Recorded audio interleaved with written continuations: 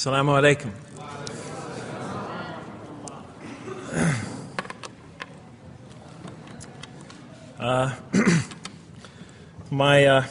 I've come from the University of Kansas. We're playing in the Final Four this very instant. So I want to let you know that you've asked a lot of me today. No, I'm just joking. All right, very briefly, I just want to talk a little bit about what the Quran has to say about the purpose of life. I think this is an extremely important subject, especially for Muslims living in America, because we're sort of a minority, a new religion here, and many people are interested in what we believe. And I think the primary question that people want answered when they first consider another religion is how that religion views the purpose of life, the purpose of of our existence here. And so I'm going to begin, though, talking about an atheist point of view, because I want to talk about what sort of answers the Quran might have for an atheist. So to begin this, I need to talk for about 5 or 10 minutes about what I believe contributed to my becoming an atheist, because I grew up in a Christian family.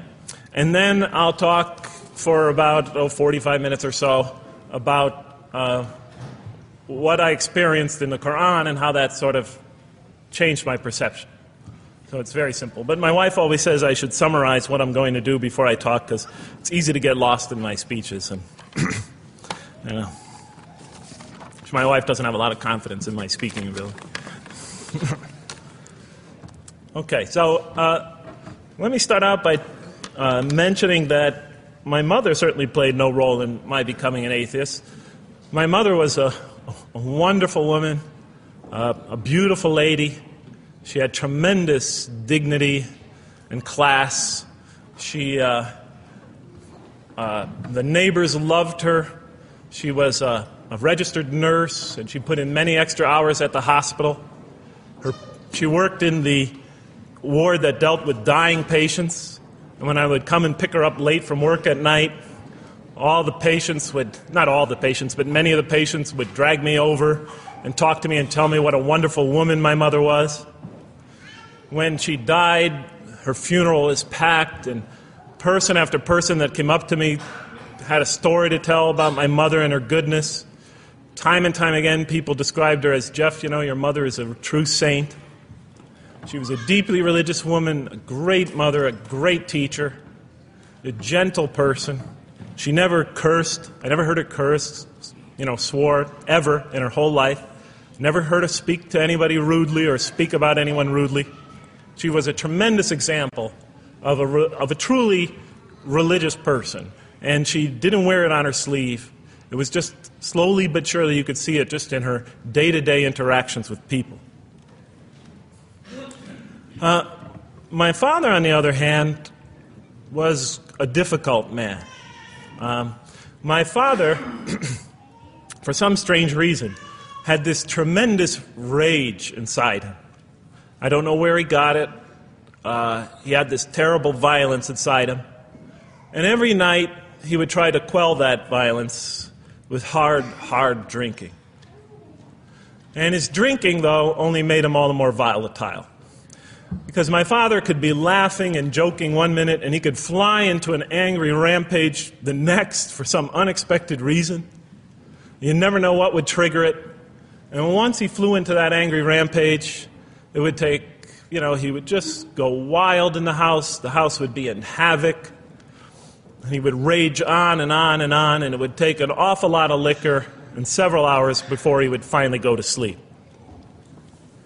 And this would happen night after night after night. And so my 4 brothers and I was the 4th in line. My 4 brothers and I lived a frightening and precarious childhood. But I'd have to say the worst of it was watching my father regularly taunt and threaten and abuse my mother. And it would happen day in, day in, day in, day out, night in, night out. And it was a never-ending nightmare. You see, it's really not so bad when you're the target of your father's violence. You might think it's bad when a child is the target of their father's violence, but it's really not all that bad.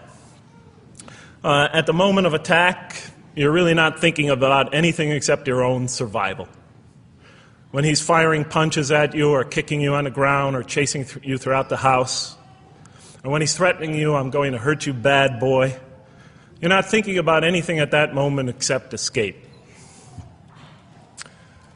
While all that's going on, you're not thinking about the aftermath or consequences, the psychological repercussions or anything like that.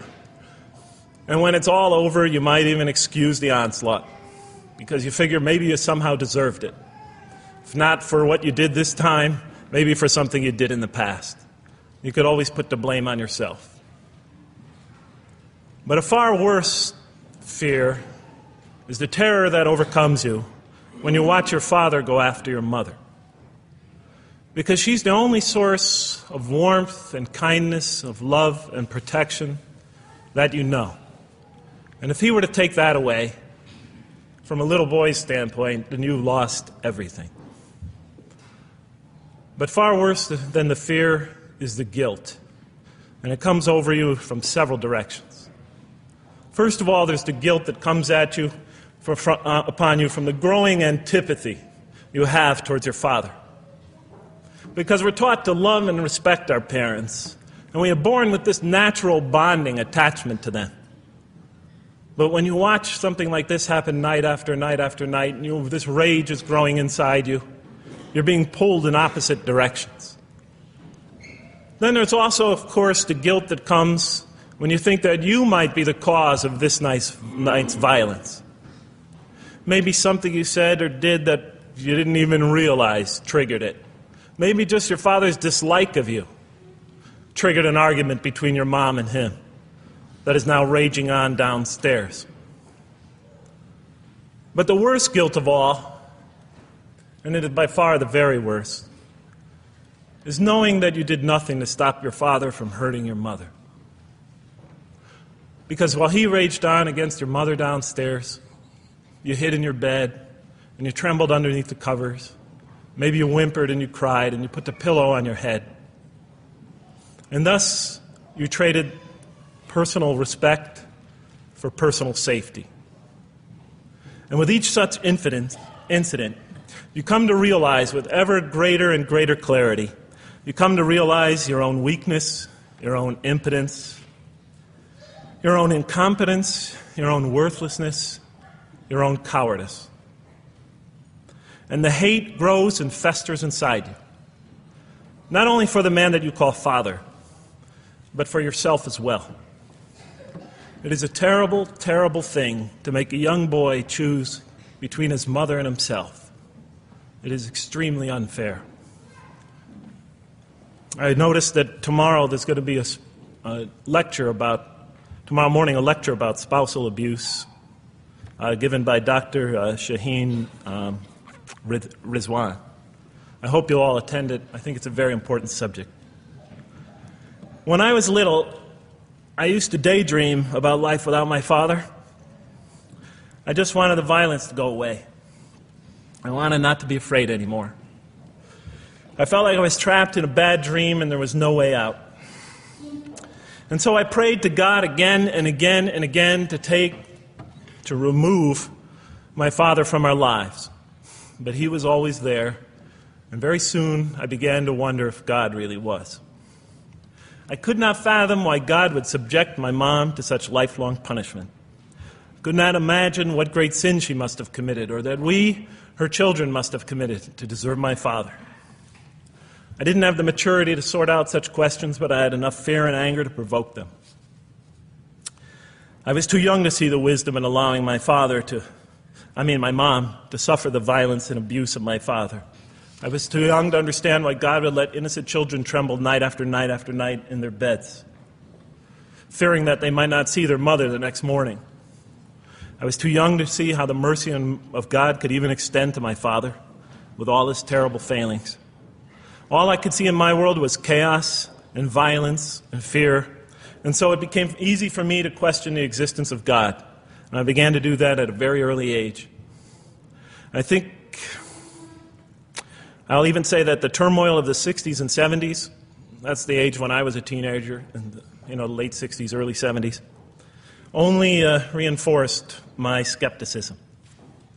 When John and Robert F. Kennedy were assassinated, or Martin Luther King was gunned down, when Vice President Agnew was kicked out of office and Richard Nixon soon after him, when the race riots erupted in city streets like mine, and gang fights erupted in our cities, many of those which I was involved in, when I saw the bizarre and senseless carnage of Vietnam, they all confirmed the lesson that was already ingrained in me and that my father had taught me so well, that the world is dominated by random, consuming, undiscriminating violence.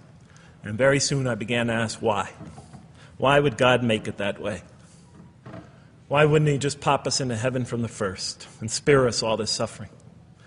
Why does He let little children in Vietnam get napalmed and run down the street naked on fire when they had done nothing to deserve it? Why does He let the race riots go on? Why does He let the leaders be assassinated? Why does He just let the violence go on and on and on for people who had nothing to do with it? It wasn't of their own making. Why didn't He just make us angels and pop us into heaven if He could make us angels, which I was always taught He could? Why did He make us so susceptible to sin? Why didn't He make us impervious to it, like He made the angels? Is this the best world He could create, I thought? Is this the most perfect world He could create for our existence, for our beginning? I just couldn't figure it. And all the explanations I received from priests and doctors and lawyers, from whoever, spoke to me or taught me, they just didn't make sense to me. In any case, so I became an atheist when I was 16, even though I was going to Catholic school at the time. Declared myself an atheist in one class. It was a confrontation between me and a priest. We were talking about God and the purpose of life. And I expressed my views, and he said, well, then you don't believe in God. I said, well, I guess I don't. And then through my junior and senior year of high school, I got an F in religion, even though I continued to do very well on the tests. In any case, when I was 28, to make a long story short, some friends of mine gave me a copy of the Quran. And one night I was sitting in Diamond Heights, my apartment in Diamond Heights in San Francisco. I was working that time at the University of San Francisco. I was 27, 28 at that time, I can't remember. And I ran out of stuff to read, and I took this gift that my friends gave me and I began to read it.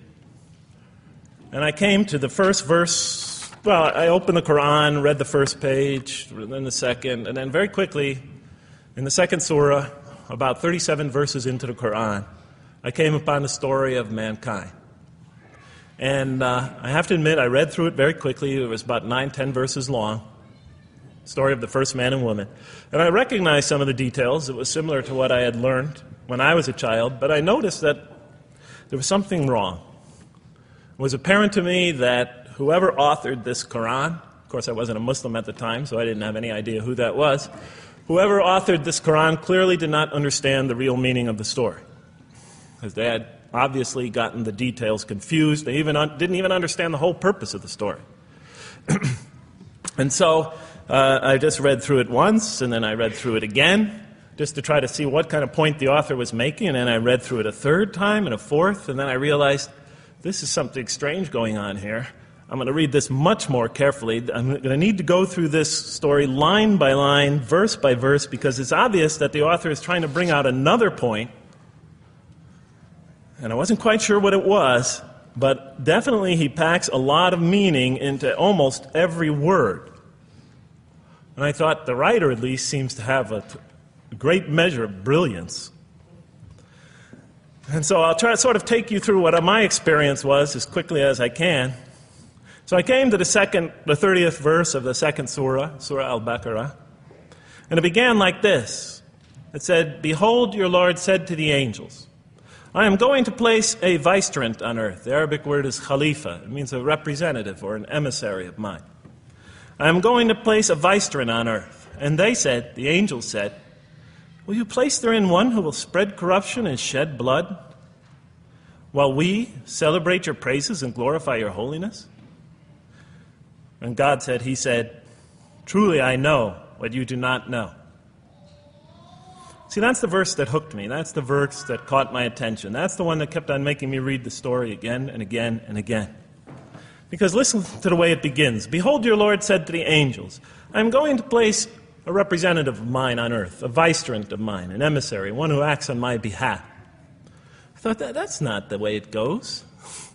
You're not supposed to be placing man on the earth in some positive role, some elective office. You place man on earth as a punishment for his sin. Clearly, I knew the author didn't quite get the point. But still, it was an amazing line. But then I come to the next line, and it says, and the angels say, will you place her in one who will spread corruption and shed blood, while we celebrate your praises and glorify you? I looked at it again. I couldn't believe the question. They said, will you place her in one who will spread corruption and shed blood, while we, the angels, celebrate your praises and glorify you? I looked at that and I said, exactly. That would be my question. Why would you create this being, supposedly for some positive role, when he's capable of doing tremendous wrongdoing? When he could spread corruption and shed much blood? Why would you create this violent and pernicious creature when you could create angels? As the angels clearly say, while we, the angels, celebrate your praises and glorify you. They're asking one of the most fundamental questions in the entire history of religion. Why create you, man, this utterly fallible creature, this creature who could rebel against God's will, who could do such tremendous wrongdoing, who could wreak havoc like no other creature on earth, when you can make them angels? And look where the question is being asked. It's being asked in heaven. It's almost like saying, look, why don't you just make him angels and be up here in heaven with us, Why don't you just make him angels, pop him into heaven, he's fine. Why would you put him on earth where he could feel distant from you, where he can work out his worst criminal tendencies, act them out, feeling somehow independent and apart from you and free to do whatever he wants, when you could just make them angels and put them into heaven and make them perfectly submissive to your will? I looked at that question and said, that's my question. I'm not even a single verse into the story of mankind, and there before me I see my question. That whole question, everything that I ever thought, everything that I ever experienced, everything that I ever knew was in that question. It was as if the author took my life and wanted to pick out exactly the right question to humiliate me, to provoke me, to anger me. Why create man, this most destructive and violent creature, when you could make them angels? And then look at the answer. And he said, God said, truly I know what you do not know. In modern parlance, we would say, I know exactly what I'm doing. I read that and said, what? You know what you do not know? You know exactly what you're doing? Well, please inform me. Tell me what you're doing. Because, I'm 28 years old and I haven't figured out it yet. And I have a lot of issues that I'm still dealing with that's connected to this question. You can't just get off that easy. You can't just tell me you know exactly what you're doing. Not after what I've been through. Not after you made me this way. And then I realized, of course, I was arguing with a God I didn't even believe in. And that would happen several times as I read through the Quran. And sometimes I would just get into so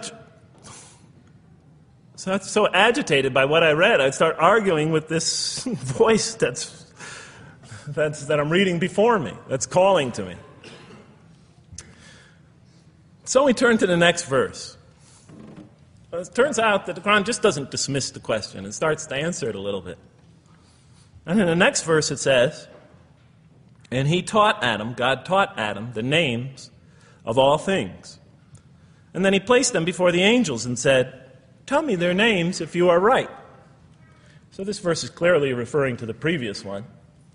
But notice what it says. Now, from my own background, I remember Adam naming things, but it wasn't connected to any answer to any philosophical question. But here, notice what it says. And he taught Adam the names of all things. And I realized already, just from the first verse, you got to read these verses very carefully because it's packed with a lot of symbolism and meaning. And he taught Adam the names of all things. So here we see Adam is not only just a creature who knows how to name things, who's acquiring the gift of language, but he's also a learning creature. God is teaching him. Then right here, right in this verse, and it'll come even clearer in the subsequent verses, that the very first thing that the Quran is going to emphasize here is man's intellect. He is a learning creature. He is taught. And what is he taught? What is one of the great intellectual gifts he's given in response to the angel's question? The gift of language. Because through language, mankind can not only learn, but he could learn things not only through his own experience, but he could learn things that other people have experienced of times and places that are hundreds, thousands of years and miles separated from him. And so that all our knowledge becomes cumulative.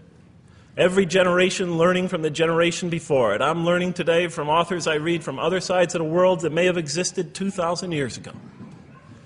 And so we all contribute to our collective learning and knowledge. And so what I'll see later in the Quran, when the Quran will emphasize this again and again and again. Like in one verse it says, read in the name of your Lord who created. Created a man out of a tiny creature that clings. Read, it commands the reader. For your Lord is most bountiful. Why is he most bountiful? What great gift did he give you? For he taught man the use of the pen. And through it taught him what he otherwise could not know. And time again, the Quran will call upon man to use his intellectual faculties and swear by his intellectual faculties. And to use them correctly because they play a fundamental role in guiding him to truth. I never came upon a scripture that puts so much emphasis on the correct use of our intellectual faculties, on the harnessing of reason, in helping us attain to faith. And he taught Adam the names of all things. And then he placed them before the angels and said, tell me their names if you are right. Okay, you have this you have this natural question about this creation of mankind. Here, this mankind is this human being, this human creature is a learning creature. He has many intellectual gifts. Here, I'm going to place these things before you. Tell me their names if you are right about man. And what did the angels say? In the next verse they say, glory to you. We have no knowledge except what you have taught us. In truth, it is you who are knowing, the wise. They say this task, this intellectual test that's put before them is beyond their grasp. Notice what they emphasize. We have no knowledge. This would take knowledge. This would take an intellect that they don't possess. In truth, it is you who are knowing, the wise. You got it. It's easy for you. You're the knowing, the wise. You have knowledge. You have wisdom. But this would take knowledge and wisdom that is beyond us. And so in the next verse we read, and he said, "O Adam, tell them their names." And when he had told them their names, notice how it's just like it's nothing for him. For mankind, he has this phenomenal ability. And when he had told them their names, as if it's just a triviality for man, he names them. "O Adam, tell them their names." And when he had told them their names, God said, "Did I not tell you that I know what is unseen in the heavens and the earth? And I know what you reveal and conceal?" And he's clearly going back to the angel's question. Yes, you have these natural concerns about the creation of mankind. Yes, he could do these evil things. But look at this tremendous intellect he has. This is something you have overlooked that you haven't considered. And that's clearly the point of these verses. Even though I felt that the author didn't quite, it was as if I realized that he didn't misunderstand the story. He was taking one of the great stories in the history of humankind, one of the fundamental greatest stories in the history of mankind, and molding it and using it as a vehicle for an entirely original message. And God said, "Did I not tell you that I know what is unseen in the heavens and the earth? And I know what you reveal and what you conceal?" In other words, didn't I tell you I know exactly what I'm doing? And then in the next, and didn't I not tell you that I know what you reveal and conceal? I looked at that. What question what did they reveal and what did they conceal? What did their question reveal and conceal? I thought about it for a minute. Oh, it's obvious. What did their question reveal? You just go back and look at the question. It revealed the sinful and sinister propensities of man. I mean, it's obvious, right? Why are you all looking at me like that? You're starting to scare me. You're all looking very serious. Am I losing you? Wow. Okay. So, they revealed the sinister and evil propensities of man. But what did their question conceal? And all you have to do is think about it for a minute. Human beings, yes, they could do evil. Yes, they could do wrong. Yes, they could create misery.